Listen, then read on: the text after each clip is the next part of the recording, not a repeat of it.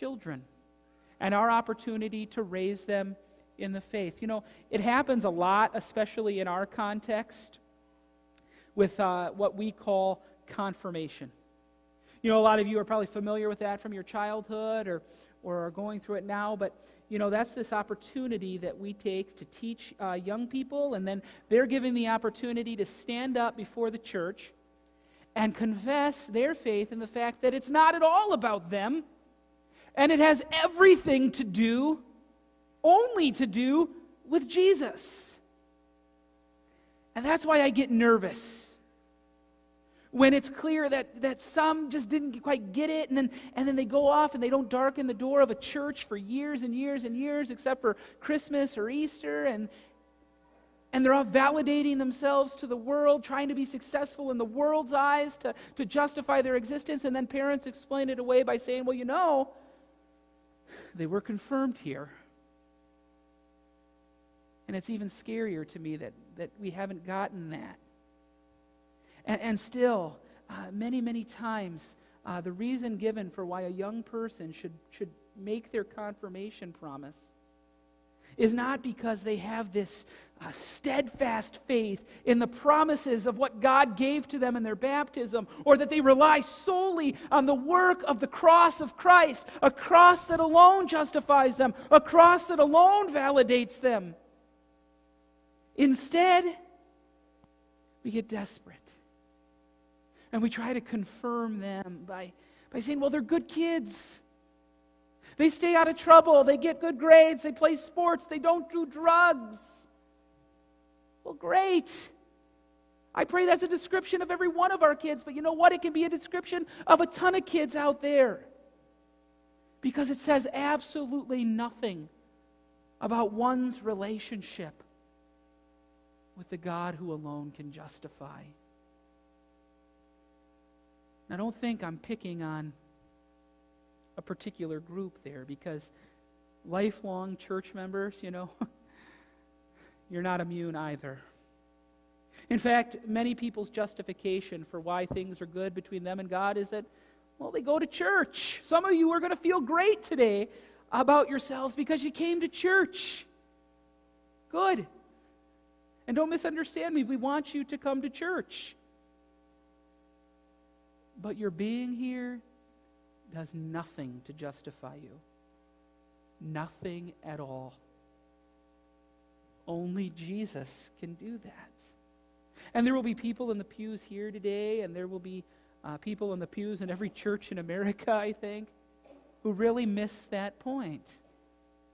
It'll be about them. It'll be about validating their performance and saying, job well done for getting there today. One of the most common ways that all of us try to validate our performance is by pointing out the flaws of others.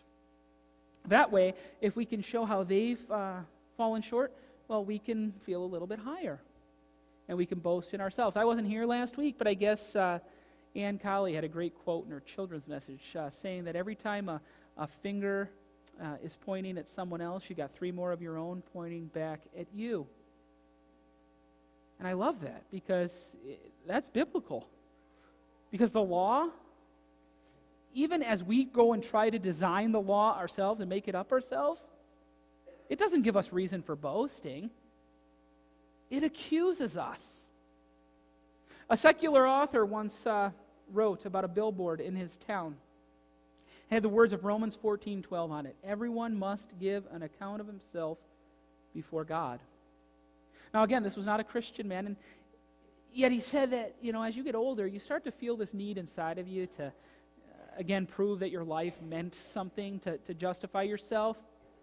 And he said that his problem with giving an account to God wouldn't be that he thought he was a bad person. He thought he was a good person. Or that he was worse than other people. If that was the standard, well then he'd be completely comfortable. He said his problem was that he knew that he should be far better than he was. And here's what he meant.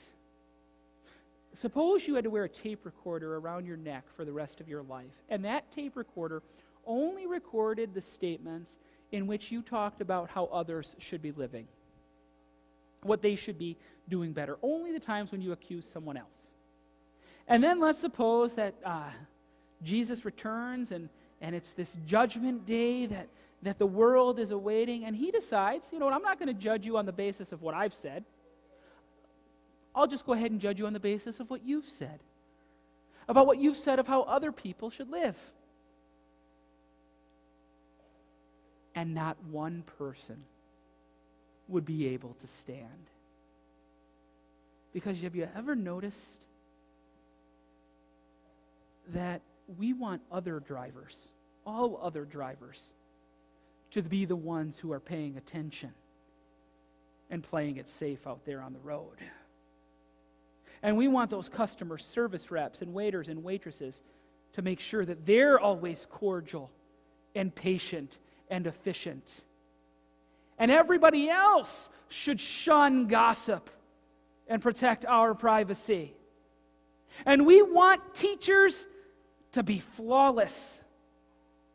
And churches, well, if we're going to do that work, they better be perfect. We may not realize it, and I don't even think it's always a conscious effort to be negative. But we think this way, we talk this way at times, because if we can point out where somebody else has sinned, we think we can boast, no matter the reality of our warts. Bad behavior from someone else is the most we have to rely on for our validating performance record. What a shame. But even more so because it doesn't even validate us.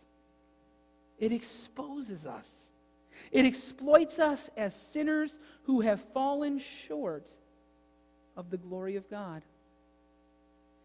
We don't even live up to the standard that we say others should have. I know I don't. And we most certainly don't live up to God's. Now, wouldn't it be great? This would be a radical change to how people function nowadays. Wouldn't it be great if this is how we actually talked with one another?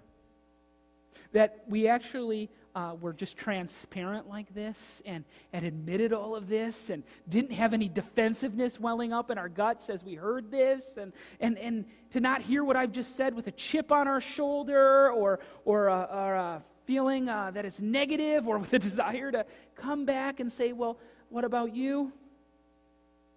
Wouldn't it be something? I propose it would change the world if every one of us sitting here today lived each day with the absolute awareness that we are 100% unworthy. We are ungodly.